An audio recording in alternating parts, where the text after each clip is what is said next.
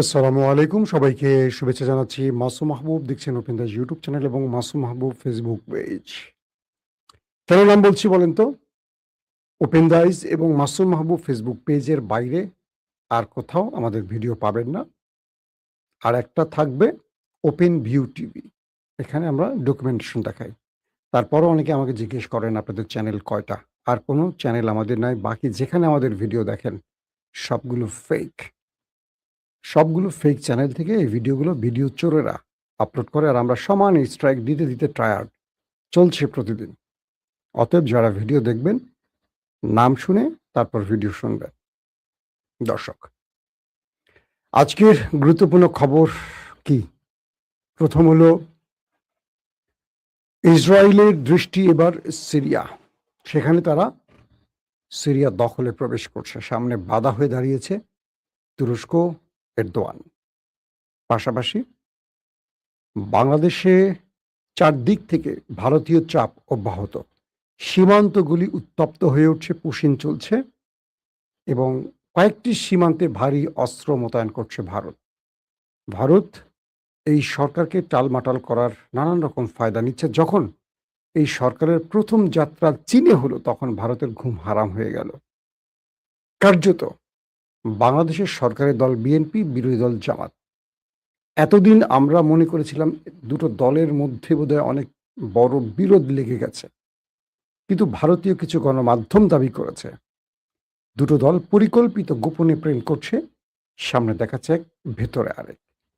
এবং আমরা কি দেখছি সেই বিষয়গুলো জামাত বিএনপির গোপন প্রেমের অনেক আদ্যপান্ত জানাবো আজকের ভিডিওতে। প্রথমে আমি বিদেশের খবর দিয়ে বাংলাদেশের খবরে চলে যাব। যারা বাংলাদেশের খবর দেখতে চান তারা একটু কষ্ট করে ওয়েট করবেন। চেষ্টা করবো এখন থেকে বাংলাদেশের খবর প্রতিদিন আপনাদের জানাবার জন্য। অনেকে আমাকে কমেন্ট করে বলেন যে ভাই বাংলাদেশের খবর দেন না কেন? মাসুম ভাই, আপনার ভিডিও প্রত্যেক দিনই দেখি। ধন্যবাদ ভাই। আসসালামু আলাইকুম, কেমন আছেন মাসুম ভাই? আমি মুর্শিদাবাদ থেকে বলছি। আমি অনেক আগে থেকে আপনার ভিডিও দেখি। জি, মামুন ভাই, মামুন খান, ধন্যবাদ আপনাকে, মুর্শিদাবাদের ভাই।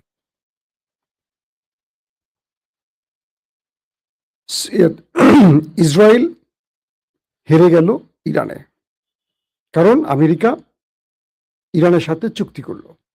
এই চুক্তিটি বাধা দেবার যত রকম চেষ্টা, ফলস ফ্ল্যাগ অপারেশন সব করলো ইসরায়েল, কিন্তু আমেরিকা ইসরায়েলকে এই যাত্রায় পাত্তা দিল না। কারণ আমেরিকা, ট্রাম্প তার রাজনীতির শেষ প্রান্তে এসে দাঁড়িয়েছেন। মধ্যবর্তী নির্বাচনে হেরে যেতে পারেন শঙ্কায় ইরানের সাথে একটা মুচলেখা সাইন করলেন, যার নাম শান্তি চুক্তি। তারপর তাদের চোখ পড়ল লেবাননে। লেবানন দখল করলেন, প্রচুর ৩ থেকে ৩,৫০০ মানুষকে মারলেন নেতানিয়াহু। ইরান পাল্টা অ্যাটাক করে ইসরায়েলকে আবার লণ্ডভণ্ড করলো এবং চুক্তি ভেঙে দিয়ে অ্যাটাক করলো মার্কিন ঘাঁটিতে ইরান। আমেরিকা বলল, আমার কি ভুল? হ্যাঁ, তোমার ভুল, তোমার ছোট ভাইকে শায়েস্তা করো, থামাও। যদি লেবাননে হামলা হয় এবং লেবানন থেকে সেনা প্রত্যাহার না হয়, আমি ইসরায়েলকে টার্গেট করব। নেতানিয়াহুর উপর ট্রাম্পের চাপ আসলো। এখন ধীরে ধীরে লেবানন থেকে সেনা সরাতে শুরু করেছে ইসরায়েল। পাশাপাশি লেবাননে অ্যাটাক করছে ইসরায়েল, আবার হিজবুল্লাহ অ্যাটাক করছে, কিন্তু বড় পরিসরে নয়, ছোট পরিসরে। বাট যেসব অঞ্চল দখল করেছিল আস্তে আস্তে ছাড়তে চেষ্টা করছে বা ছাড়তে শুরু করেছে ইরানের চাপের কারণে, ট্রাম্পের নির্দেশক্রমে। এখন নেতানিয়াহু আসলে কি করবে? তিনি থেমে থেমে গাজাতে অ্যাটাক করছেন। প্রতিদিনই গাজাতে কম বেশি মানুষ মারা যাচ্ছে। তার যুদ্ধ শেষ হয়ে গেলে তাকে চলে যেতে হবে জেলখানায়, কারণ তার দুর্নীতির মামলা চলছে আদালতে। তাহলে নতুন ফ্রন্টে আরেকটা যুদ্ধ। অক্টোবর নির্বাচন, অক্টোবরে নির্বাচন হলো ইসরায়েলের। এই সময়ের মধ্যে তার জনপ্রিয়তা ফেরত আনতে গেলে তাকে এমন কিছু করতে হবে যেটা নরেন্দ্র মোদী করে। দেখবেন ভারত প্রতিটি নির্বাচনের আগে পাকিস্তানের সাথে একটা উত্তেজনা তৈরি করবে। কখনো পুলওয়ামা, কখনো পেহেলগাঁও, কখনো কাশ্মীর, কখনো এটা, কখনো ওইটা। মানে এই দলগুলো তার দেশের মানুষকে বোকাচোদা ভাবে। হুম, ডট ডট ডট শব্দটা বলে ফেললাম। প্রতিবার খেয়াল করবেন মিথ্যা বলছি কিনা। যখনই নির্বাচন আসবে, নরেন্দ্র মোদী পাকিস্তানের সাথে একটা উত্তেজনা তৈরি করবে কিভাবে? নিজেই তার গোয়েন্দা বাহিনী দিয়ে ভারত এটা অ্যাটাক করবে, করে বলবে এটা পাকিস্তান করছে। তারপর উত্তপ্ত পরিস্থিতি দুই সীমান্তের মধ্যে টুকটাক হবে, কিছু স্ট্রাইকের ঘটনা ঘটবে, ওইটা দিয়ে নির্বাচনী বৈতরণী পার হয়ে যাবে নরেন্দ্র মোদী। ব্যাস। এটা আমি বলছি না, এটা কে বলছে? এটা রাহুল গান্ধী বলছে। বলছে নির্বাচনের আগেই কেন পাকিস্তানের সাথে ভারতের এই পরিস্থিতি তৈরি হয়, নরেন্দ্র মোদীর কাছে জানতে চায়। সেখান থেকে আমি বললাম।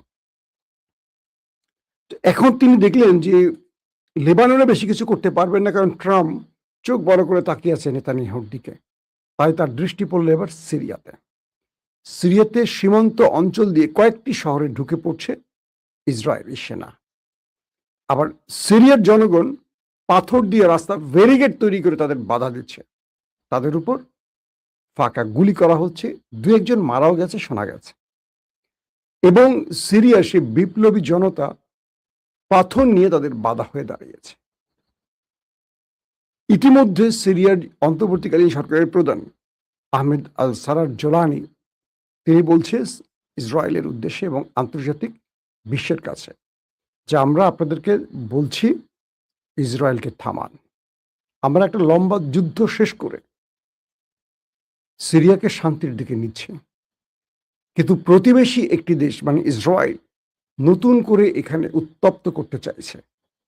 আমরা নতুন রক্তপাত চাই না, তবে তাদের স্মরণ করে দিতে চাই যে সিরিয়ানরা বাশার আল আসাদের পতন ঘটিয়েছে, আরও যেসব দানবদের পতন ঘটিয়েছে তারা ঘরে ফিরে যায়নি, তারা জাগ্রত আছে।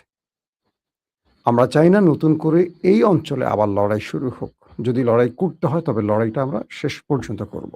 আহমেদ আল সারার কথা। ইসরায়েল কেন সিরিয়া নজর দিয়েছে? সিরিয়া এখন পুনর্গঠনে কাজ চলছে। সিরিয়ার সাথে বা সিরিয়ার ভেতরে সবচেয়ে বড় পাওয়ারফুল যেই দেশটি এখন, তার নাম হলো ইসরায়েল নয়, তার নাম হলো তুরস্ক। তুরস্ক এই দেশটির স্বাধীনতা এনে দিয়েছে বিশ্ব শক্তির সাথে লড়াই করে। তুরস্কের সাথে ট্রাম্প সরকারের যথেষ্ট ভালো সম্পর্ক। মনে রাখবেন, ভ্লাদিমির পুতিন এবং এরদোয়ানকে ট্রাম্প বন্ধু সম্বোধন করেন। যত বিরোধ হোক রাশিয়ার সাথে, তাদের মধ্যে একটি যোগাযোগ আছে, থাকে। যেমন আমি দুটো তথ্য দিই।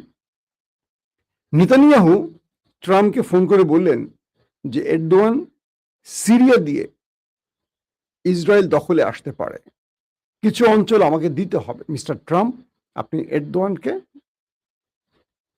কন্ট্রোল করেন, এরদোয়ান আমার দিকে এগিয়ে আসছে। ট্রাম্প বলছেন, আমি একটা আমার লাইভে বলেছিলাম একদিন, বলে নেতানিয়াহু তুমি ট্রাম্পের এরদোয়ানের দিকে নজর দিও না। সে প্রতিটি ফ্রন্টের যুদ্ধে বিজয় লাভ করেছে। সে একজন ডাকসাইটে বর্ষিয়ান রাজনৈতিক নেতা এবং আমার বন্ধু মানুষ। তার ব্যাপারে সংযত থাকো। পুতিনকে ফোন করেছেন মিস্টার নেতানিয়াহু যে আপনি সিরিয়া ছেড়ে যাবেন না। মিস্টার পুতিন, আপনি চলে গেলে পুরো সিরিয়া কবজা করে তুরস্ক ইসরায়েলে ঢুকে পড়বে। পুতিন বললেন নেতানিয়াহুকে, মিস্টার নেতানিয়াহু, এরদোয়ান এমন মাপের একজন নেতা যাকে টক্কর দিতে হলে আপনাকে আরো অনেক দূর যেতে হবে। এই মুহূর্তে তার সাথে টক্কর দেওয়ার যোগ্যতা অনেকেরই নেই। এবং সিরিয়াতে রাশিয়া থাকবে কি থাকবে না সেটা এরদোয়ানের উপরে নির্ভর করে, আমার ইচ্ছার উপর নয়। অতএব তার ব্যাপারে নাক গলাবেন না, তাহলে সেটা ভালো হবে না। ব্লাব ব্লাব টাইপের একটু আগের কথা ভুলে গেছি, কিছু শব্দের একার ওকার হতে পারে। অর্থাৎ দুই বিশ্ব নেতা এরদোয়ান সম্পর্কে তার মূল্যায়নটা দিলেন নেতানিয়াহুকে। তো সেই নেতানিয়াহু এবার সিরিয়া নজর দিচ্ছেন, যেখানে এরদোয়ান দাঁড়িয়ে আছেন পাহারায়। এরদোয়ান তার জাতিকে আজকে বললেন, আপনারা প্রস্তুত নেন লিবিয়া রক্ষায়, আপনারা প্রস্তুতি নেন সিরিয়া রক্ষায়, আপনারা প্রস্তুতি নেন ফিলিস্তিন রক্ষায়, যেভাবে ওসমানীরা বিশ্ব মুসলিমকে রক্ষা করেছে। পৃথিবীর নির্যাতিত সকল মুসলমান আপনাদের দিকে তাকিয়ে আছে। আপনাদের ওইসব দখলদারদের বিরুদ্ধে, শিশু খুনিদের, যারা শিশুদের হত্যা করে গাজাতে, তাদের বিরুদ্ধে আমাদের প্রস্তুতি নিতে হবে।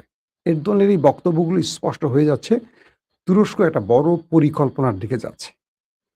কারণ তুরস্কের মধ্যে হিউজ ইসরায়েল প্রেমী আছে। তুরস্কের মধ্যে কিন্তু আমাদের দেশের মতো ফিফথ কলাম আছে। ধরেন আমাদের দেশে বামরাম আছে না? যেমন মঞ্জুরুল আলম পান্না, আনিস আলমগীর। মঞ্জুরুল আলম পান্না কিন্তু আমার খুব ঘনিষ্ঠ বন্ধু ছিল। আমরা একসাথে টেলিভিশনে কাজ করেছি, একুশে টিভিতে।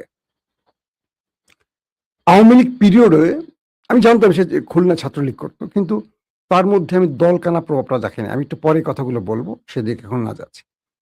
তো সেই তুরস্ক এখন সিরিয়াকে রক্ষায় দাঁড়িয়ে গেছে ইসরায়েলের সামনে। ইসরায়েলকে সরাসরি হুঁশিয়ারি দিয়েছে এরদোয়ান, বলছে তুমি যেখানে আসছো সেখান থেকে ফিরে যাও, তোমাকে ফিরে যেতে হবে। জোলানি বলেছে তুমি এটাকে লিবিয়া গাজা ভেবো না, তোমাকে ফেরত যেতেই হবে, আমরা আমাদের ভূমিতে তোমাকে থাকতে দেব না, তুমি কয়দিন ঢুকে কয়দিন এখানে থাকতে পারো, পিকনিক করো, ফেরত যেতে হবে তোমাকে। তার মানে এই নতুন করে সিরিয়া নিয়ে ইসরায়েলের যে পরিকল্পনা, এটা খুব ভয়ঙ্কর রূপ নিচ্ছে। দর্শক, এদিকে আর যাবো না, আসেন বাংলাদেশের খবর। অনেকগুলো গুরুত্বপূর্ণ ইস্যু আছে, সেটা আগে বলি। বিএনপির তারেক রহমান ক্ষমতা আসার পর ভারত ক্রমান্বয়ে এই সরকারের উপর চাপ তৈরি করছে, কারণ তাদের প্রিয় নেত্রী শেখ হাসিনা বাংলাদেশে নেই। প্রথমে তারা মনে করেছিল তারেক রহমানকে দিয়ে কিছু কাজ করিয়ে নেবে, কিন্তু তারেক রহমান যখন পাকিস্তান এবং চীনের সাথে সম্পর্ক বৃদ্ধিতে নজর দিচ্ছে, তখনই ভারতের ঘুম নষ্ট হয়ে গেছে বা তাদের স্বপ্ন ভঙ্গ হয়েছে। আমরা দেখছি অব্যাহতভাবে বাংলাদেশের ফিফথ কলাম অ্যাক্টিভ কাজ করছে।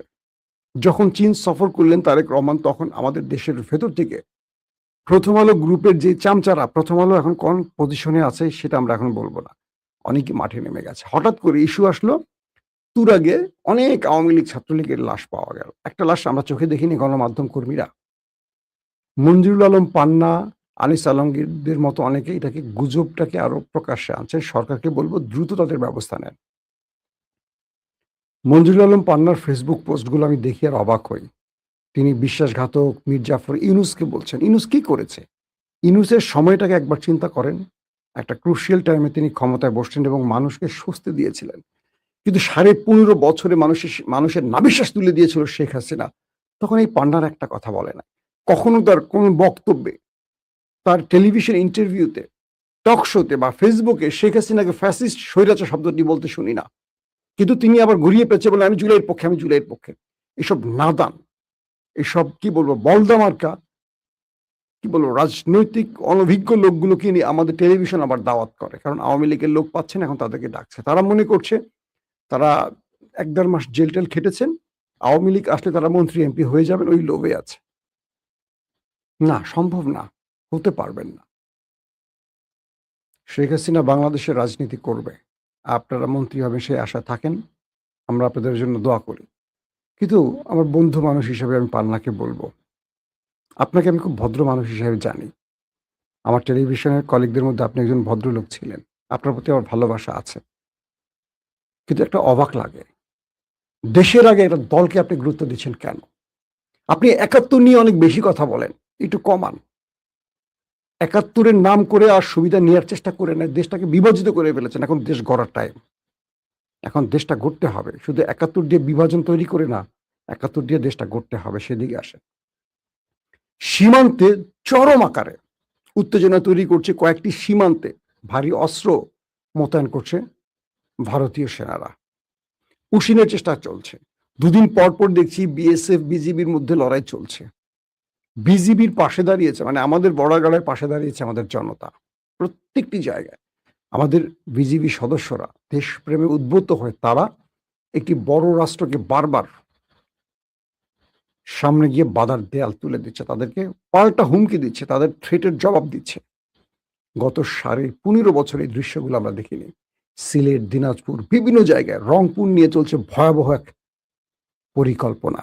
গাইবান্ধাতে সবচেয়ে বড় মন্দির, কি বলে, মূর্তি তৈরি করে তাদের একটা বড় প্ল্যান তৈরি করতে চায় তারা। বাংলাদেশের মধ্যে, যেখানে ভারতে এত বড় মন্দির নেই, কি বলে, মূর্তি নেই, ওপেন কেন একটা দেশে ওপেন মন্দির মূর্তি থাকবে কেন? আমাদের বাংলাদেশে কোন জেলায়, কোন থানায়, কোন গ্রামে হিন্দুদের মন্দির নেই? সব জায়গায় আছে। কিন্তু হঠাৎ করে এত বড় একটা মন্দির, মূর্তি বানাতে হবে কেন? এগুলো হলো পরিকল্পনার অংশ। কেন শেখ হাসিনা 15.5 বছরে বানান নাই কেন? শেখ হাসিনা তো আপনাদেরই দলের লোক, আপনাদেরই ধর্মের লোক, তাই না? শেখ হাসিনা তো ভারতীয় ধর্মের লোক। তার আমলে বানানে হঠাৎ করে তারেক রহমানের সরকারের সময় বানাচ্ছেন কেন? এটা কিসের ইঙ্গিত আপনারা দিতে চান? আপনারা বড় রাষ্ট্র, আমরা ছোট রাষ্ট্র, সেজন্য অহংকার বেশি।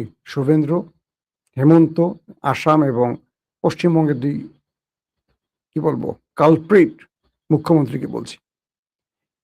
রাশিয়ার মতো দেশ ইউক্রেনে বিজয় পায়নি এখনো। হাজার হাজার সেনা হারিয়েছে রাশিয়া।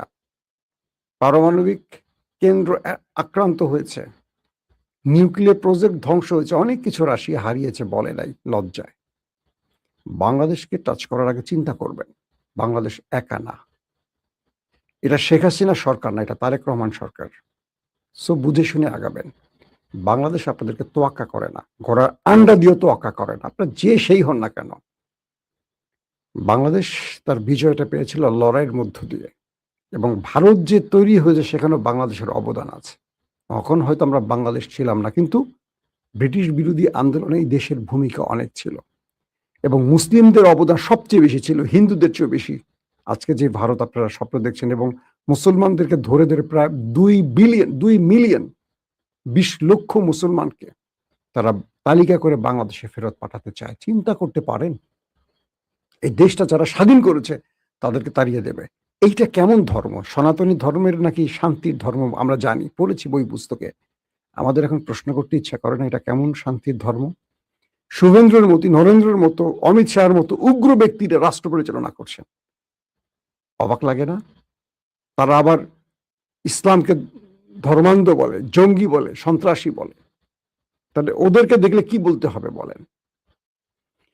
আসেন, যে গল্পের জন্য বসে আছেন, নরেন্দ্র মোদী এতদিন বোঝার চেষ্টা করছিলেন, বা আওয়ামী লীগ অপেক্ষা ছিল, মঞ্জুরুল আলম পান্নারা, আনিস আলমগীর অপেক্ষা ছিল জামাত আর বিএনপির মধ্যে বিরোধ তৈরি হোক।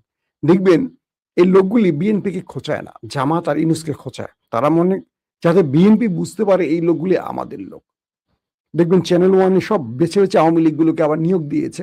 আমাদের প্রিয় মামুন ভাই, মানে গিয়াসুদ্দিন আল মামুন ভাই, খুব ভালো মানুষ, উনি আমাকে খুব ভালোবাসেন, পছন্দ করেন, কারণ আমি একসময় কাজ করতাম তার টেলিভিশনে। তিনি খুবই যোগ্য একজন মানুষ। আমি জানি না কেন এটা হলো। তো মজার বিষয়টা হলো কি, বিএনপি এবং জামাত, তারা একটা মানে সরকার, একটা বিরোধী দল দেখানোর জন্য তাদের সোশ্যাল মিডিয়া অনেক ফাটাফাটি আছে। আর বিএনপি এর জামাতের কিছু লোক আছে, তারা এটাকে সিরিয়াস করে নিয়ে খুব লাফালাফি করে, কিন্তু ভেতরে একটা আন্ডারস্ট্যান্ডিং আছে। ধরো আমি ছোট একটা উদাহরণ দেই। আমাকে একজন বিশেষ লোক বলছে, ইসলামী ব্যাংক নিয়ে যখন আন্দোলন চলছে, তো জামাতের আমির তারেক রহমানের সাথে কথা বলছেন, একটা বিশেষ সূত্রের খবর, আমি কনফার্ম তথ্যটা দিচ্ছি না, আমার একটা বিশেষ সূত্র বলছেন, কতটুকু সত্য মিথ্যা আমি জানি না। তারেক রহমান বলছি একটু আন্দোলনটা বাড়ান, আমার উপর অনেক চাপ আছে, বুঝতে পারছেন? জামাত একটু আন্দোলন বাড়ায় দিচ্ছে, ওই ব্যক্তিকে সরায় দেওয়া হয়েছে। এই যে এটাকে বলে গোপন প্রেম। পার্লামেন্টে ডক্টর শফিক কি বললেন তারেক রহমানের চীন সফর পরে? তিনি বললেন যে আমরা বিরোধীদের স্বার্থে বিরোধিতা করতে চাই না, আমরা চাই সংসদে ওই কথাগুলো বলতে যেটা আপনি আর আমরা একটা দেশকে এগিয়ে নেওয়ার জন্য ভূমিকা রাখতে পারি। সংসদে 350 সদস্য, দেশটাকে নিয়ে আমরা বহুদূর যেতে পারি, সে স্বপ্নে যদি আমরা এক হতে পারি, আমরা এক। আপনি বিদেশ থেকে যে সিদ্ধান্তগুলো নেবেন জাতির কাছে প্রকাশ করবেন, আমরা আপনাকে সমর্থন জানাবো। ডক্টর শফিক কি বললেন? তারেক রহমানের প্রশংসা করলেন, চীন সফরে যে অর্জনগুলো প্রত্যেকটি প্রশংসা করলেন ধরে ধরে। বাংলাদেশের ইতিহাসে এই প্রথম আমরা দেখলাম সরকারি দলকে বিরোধী দল প্রশংসা করছে। ভাই, ভারতের আর কি বলে ইন্ডিয়ার আর আমাদের আওয়ামী লীগের পেছন দিকে এখন গরম বাতাস ছোটা শুরু করছে। আয় হ্যাঁ, এগুলো কি দেখতেছি? পার্লামেন্টে দেখবেন তারা কথা বলে, একজন আরেকজনকে কি সম্মান দিয়ে কথা বলে, হাসি উজ্জ্বল, মাঝে মাঝে একটু বিতর্ক তৈরি করে। আবার দেখেন আমাদের দুজন স্পিকার চমৎকার নিরপেক্ষ থেকে সেই খেলাটাকে কন্ট্রোল করছে। এগুলো দেখে হাসিনা আর ঘুমোতে পারছে না, পান্না ঘুমাতে পারছে না, আমার প্রিয় পান্না, আমার বন্ধু পান্না, আনিস আলমগীর, তিনি একসময় আমার আজকের কাগজের কলিগ, বড় ভাই, ঘুমাতে পারছে না। এরা ঘুমাতে না পারলে হাসিনা কি করে ঘুমাবে? আসলে বিষয়টা কি হচ্ছে? বিষয়টা হলো জামাত বিএনপিকে পুরোপুরি সহযোগিতা করবে। আমি আপনাদের আগে বলছি, জামাত হলো বিএনপির একটা ভ্যানগার্ড। জামাত তৈরিতে বা জামাতকে আজকের এই অবস্থানে আসার পেছনে বেগম জিয়া এবং জিয়াউর রহমানের অবদান সবচেয়ে বেশি। আবারও কোনোদিন বাংলাদেশে কোনো অশনি সংকেত আসলে, কোনো দানব ক্ষমতায় বসে গেলে জামাত বিএনপি এক টেবিলে আসবে। এদের মধ্যে একটা কাহিনী আছে ভিতরে। মনে রাখবেন এরা ২ ভাই। হ্যাঁ? একটা ভাই ধরেন বিএনপি বড় ভাই, জামাত হলো ছোট ভাই। আপনারা সোশ্যাল মিডিয়া যত আওয়াজ দেখেন এগুলো হলো রাজনৈতিক খেলা। ভেতরে এরা এক টেবিলে। পার্লামেন্ট শুধু নয়, ভারত ইস্যুতে তারেক রহমানের প্রত্যেকটা সিদ্ধান্তকে জামাত অ্যাপ্রিশিয়েট করছে, ধন্যবাদ দিচ্ছে। চীন সফর, পাকিস্তান, মালয়েশিয়া সফর এবং পাকিস্তানের সাথে যেই আলাপ চলছে, আজকেও তারেক রহমানের নিরাপত্তা অ্যাডভাইজার পাকিস্তানের অ্যাম্বাসেডরের সাথে বৈঠক করেছেন। অনেকগুলো খেলা চলছে। যখন বাংলাদেশ ইস্যুতে ভারত চাপ তৈরি করছে, তখন বাংলাদেশ চীন পাকিস্তানের সাথে সম্পর্ক বৃদ্ধি করছে এবং এ কাজে ডক্টর শফিক তারেক রহমানকে যথেষ্ট সহযোগিতা করছেন, সাহস দিচ্ছেন যে আমরা একসাথে আছি। আওয়ামী লীগ এবং ভারতের টার্গেট ছিল যে দুটো দলকে বিরোধ তৈরি করে দিয়ে আমরা ঢুকে পড়বো, কিন্তু যতই আপনারা দেখছেন বাইরে আলোচনায় বিরোধ এটা সেটা হাবিজাবি, কিন্তু ভিতরে তারা এক। তাদের লক্ষ্য একটা জায়গায়, তারেক রহমান যতদিন আছেন আওয়ামী লীগকে দেশে রাজনীতি করতে দেবে না। হ্যাঁ, ছিটেফুট আওয়ামী লীগ থাকবে, এটাই একটা বিউটি, রাজনীতির মজা। হাসিনা এই দেশে ঢুকতে পারবেন না। হাসিনার বিচার হবে, প্রত্যেকটা খুনির বিচার হবে। লিখে রাখেন, যারা জুলাইতে অজস্র মানুষের বুক খালি, মায়ের বুক খালি করেছে, যারা গুম খুনের নামে মানুষ হত্যা করেছে। আমরা অনেক কিছু দেখছি, তারেক রহমানকে গালাগাল দিচ্ছি, অনেক কিছুর হিসেব আছে ভাই, সময় লাগে। একটা সরকার বসছে, পুরো আওয়ামী লীগ সেট আপের মধ্যে এখনো বিএনপি আছে। আবার বিএনপি সেই মানের যোগ্য লোক খুঁজে পাচ্ছেন না, অথবা বিএনপির তারেক রহমান ছাড়া বাকি যারা আছে এরা হচ্ছে বিক্রি হওয়া, অনেকে বিক্রি হওয়া। বিএনপির ত্যাগী নেতাদের মূল্যায়ন করছে না, কিন্তু আওয়ামী লীগ টাকা দিয়ে গুরুত্বপূর্ণ পদ পেয়ে যাচ্ছে, থানা পেয়ে যাচ্ছে, বড় বড় জায়গায় পুলিশ দায়িত্ব বসে যাচ্ছে, মানে কি বলবো, আমাদের আমলা বসে যাচ্ছে টাকা দিয়ে। কিন্তু বিএনপির ত্যাগী নেতারা দূরে আছে। আমাকে অনেক সচিব ফোন দিয়ে বলে, ভাই এত বছর আমরা সাফার করলাম, বিএনপি ক্ষমতা আসলো, খুঁজে আওয়ামী লীগের লোককে দেখি ভালো জায়গায় বসে যাচ্ছে। কারণ হাসিনার আমলে অডিল টাকা কামাই করছে, আর এই টাকাগুলো এখন ভালো জায়গায় দিচ্ছে, ভালো জায়গায় পোস্টিং হচ্ছে।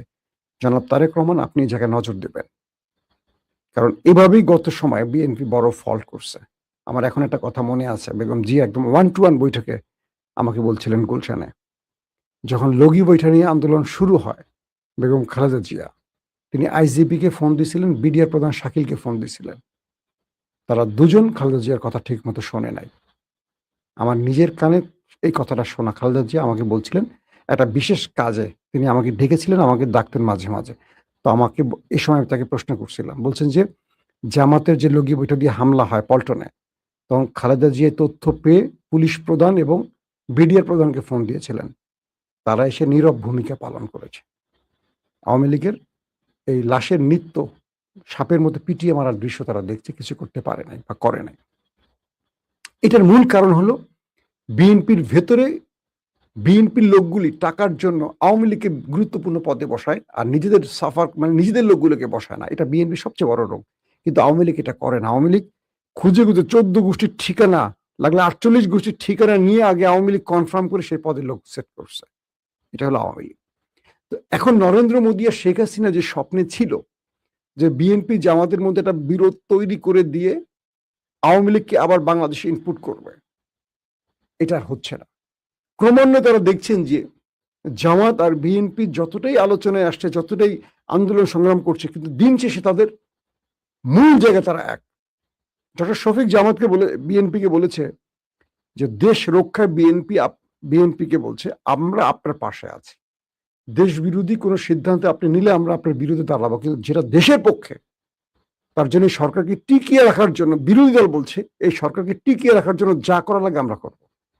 আমরা এই সরকারের প্রত্যেকটা ভালো সিদ্ধান্তের সঙ্গে আছি, আমরা পূর্বের কোনো বিরোধী দল নই। এটা আমাদের স্পিকারও বলছেন যে এমন বিরোধী দল এই প্রথম বাংলাদেশে দেখা গেছে। তার মানে নরেন্দ্র মোদী পুরোপুরি হতাশ। প্রথমত চীন সফরে হতাশ, বাংলাদেশের সাথে পাকিস্তানের ভিতরগত প্রকাশ্যে যে সম্পর্ক চলছে, আসা যাওয়া চলছে, দুই দেশের সেনাবাহিনীর মধ্যে আসা যাওয়া চলছে, পুরোপুরি হতাশ ভারত। এবং সীমান্ত উত্তেজনা বাড়াচ্ছে, দুই দিক থেকে পুশিনের মাত্রা বাড়াচ্ছে। আবার বিজিবি বিএসএফ কে যেভাবে ট্যাকেল করছে, পা ধরে ক্ষমা চাচ্ছে, টেনে হিস্ট্রি নিয়ে যাচ্ছে, ঘটনা দেখছেন আপনার ভিডিওতে, এগুলো তারা হতাশ হচ্ছে। এখন তারা নতুন করে হিন্দু কার্ড খেলতে চায়। দুটো কথা দিয়ে শেষ করবো। এক, আওয়ামী লীগকে সহজে ছাড় দেওয়া যাবে না, কারণ আওয়ামী লীগ জামাত আর ইউনূসকে গালাগালের নাম দিয়ে বিএনপির প্রিয় হয়ে ঢোকার চেষ্টা করছে। এরা কিন্তু বিএনপিকে ধরবে পরে। এখন বিএনপির বিরুদ্ধে বলে না, কারণ বিএনপির বিরুদ্ধে বলে ধোলাই খাবে অথবা জেলে যাবে। কিন্তু এদের উদ্দেশ্য হাসিনাকে নতুন করে বাংলাদেশে নামানো, নাম্বার 1। নাম্বার 2, হিন্দু কার্ড খেলছে চৈতালি, অ্যাডভোকেট, মূর্খ চৈতালিদের মতো কিছু ব্যক্তিরা, এরা সব শেখ হাসিনার লোক, সোশ্যাল মিডিয়া প্রমাণ পেয়েছেন। এদেরকে নামাচ্ছে, এদেরকে কিছু করলে ভারত হিন্দু উপর নির্যাতন ইস্যুতে কিছু একটা করতে চাইবে। কিন্তু পুরো ভারতবর্ষে মুসলমানদের উপর যে নির্যাতন চলছে, এটা নিয়ে নরেন্দ্র মোদীর দল একদম চুপ।